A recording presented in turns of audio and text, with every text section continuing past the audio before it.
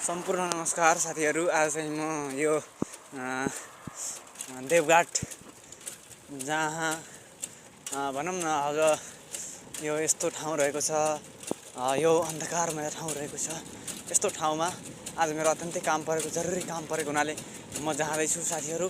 ल हेर्नुहोस् है त साथीहरू, म साइकलको यात्रामा छु साथीहरू।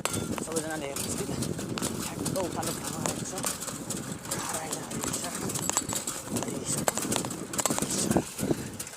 राम राम राम राम राम हरि हरि हरि हरि शरणम।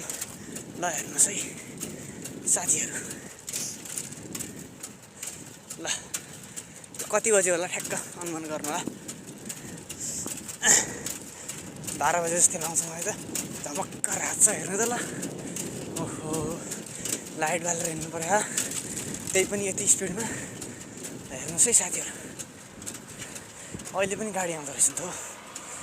हेर्नुहोस् है, म